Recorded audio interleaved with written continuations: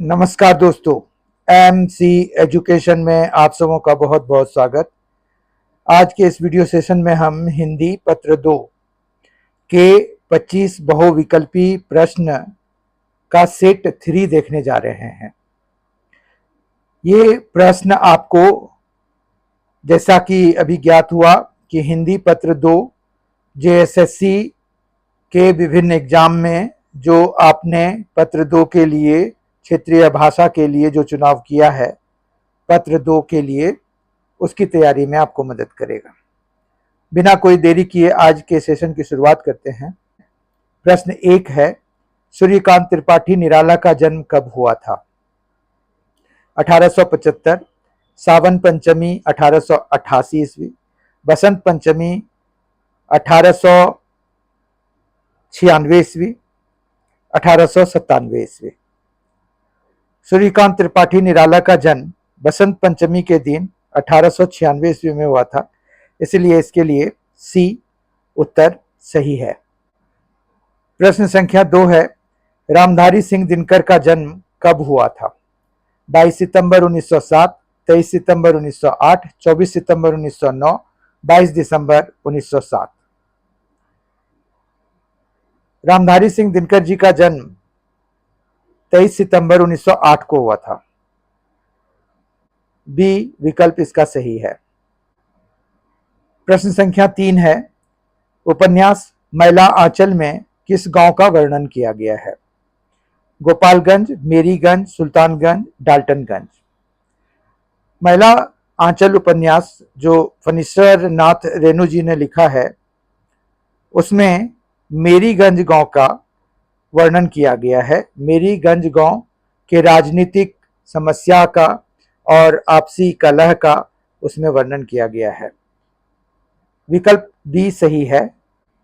प्रश्न 4 है, उपन्यास मैला आंचल में किस जिले की बात की गई है? पूर्णिया, कटिहार, जहानाबाद, सीतामढ़ी। गांव का अभी देखा था हमने। प्रश्न संख्या 3 में किस गांव का वर्णन किया गया है? तो मेरीगंज का, और ये पूर्णिया जिला के एक गांव के बारे में बताया गया है, तो विकल्प ए इसका सही है। उपन्यास मैला आंचल में किस जिले की बात की गई है? तो पूर्णिया जिले की बात की गई है। प्रश्न संख्या 5 है, उपन्यास मैला आंचल के अनुसार मेरीगंज गांव में 1942 के किस जन आंदोलन की लहर नहीं पहुंची थी?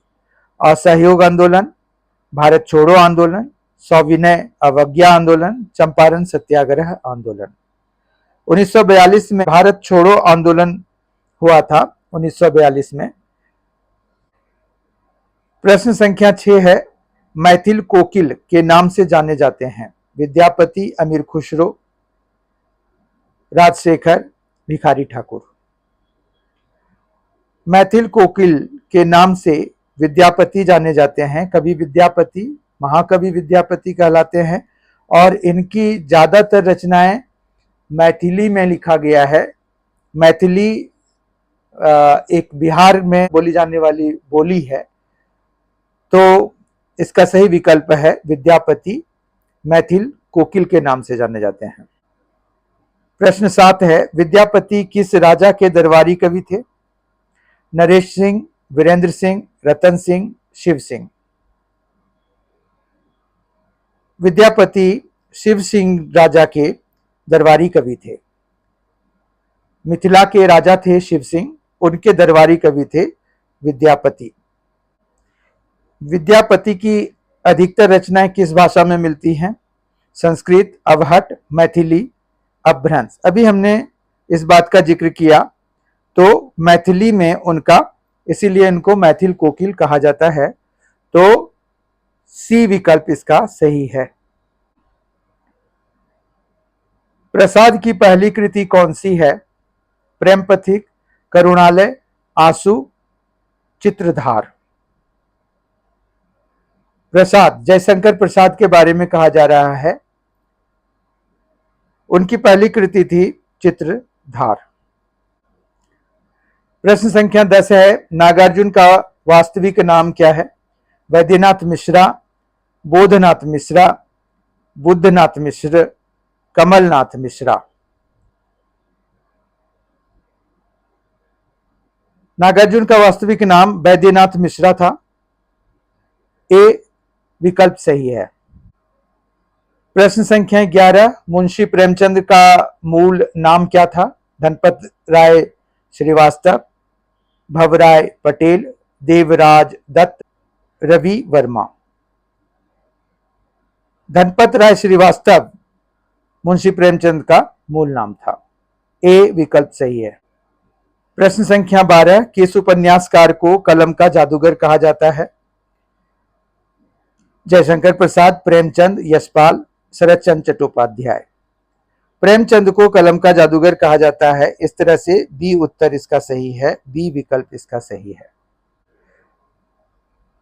प्रश्न संख्या 13 है, राग दरबारी के रचयिता कौन है? प्रेमचंद, श्रीलाल शुक्ल, फणीश्वर नाथ रेणु, मोहन राकेश। श्रीलाल शुक्ल जी ने राग दरबारी की रचना की थी। बी विकल्प इसका सही है। प्रश्न संख्या 14, राग दरबारी उपन्यास किस शैली में लिखा गया है? पत्र शैली, रिपोर्टाज शैली, रेखा चित्र शैली, डायरी शैली। राग दरबारी उपन्यास रिपोर्टाज शैली में लिखा गया है। बी ऑप्शन इसका सही है। प्रश्न संख्या 15 है, उत्पत्ति के आधार पर शब्द के कितने भेद हैं? 2, 4, 6, 8। उत्पत्ति के आधार पर शब्द के 4 भेद हैं। तत्सम, तद्भव, देशज, विदेशज। प्रश्न संख्या 16, शब्द का अर्थबोध कराने वाली शक्ति है? शब्द शक्ति, रस, छंद, अलंकार। शब्द शक्ति कहते हैं शब्द का अर्थबोध कराने वाली शक्ति को। ए विकल्प सही है। प्रश्न 17 है, अपने पैर पर कुल्हाड़ी मारना का अर्थ है? अनाड़ीपन करना, आत्महत्या करना, उपकार न मानना, स्वयं को हानि पहुंचाना। अपने पैर पर कुल्हाड़ी मारना जैसा कि अर्थ से स्पष्ट है, स्वयं को हानि पहुंचाना। विकल्प डी इसका सही है। प्रश्न 18 है, ठीकरा फूटना का अर्थ है? जोर जोर से हंसना, दुखी होना, किसी के सर झूठा दोष लगाना, बर्तन तोड़ना। सी उत्तर इसका सही है। ठीकरा फूटना का अर्थ है किसी के सर झूठा दोष लगाना। प्रश्न संख्या 19 है, वृक्ष पर पक्षी बैठे हैं। इस वाक्य में पर कौन सा कारक है? कर्म, संप्रदान, आपादान, अधिकरण। अधिकरण की जो कारक का चिन्ह है वो है में और पर, तो अधिकरण इसका सही विकल्प है। डी विकल्प सही है। वृक्ष पर पक्षी बैठे हैं, इसमें पर अधिकरण कारक है। प्रश्न संख्या 20, आलस्य शब्द का विशेषण क्या है?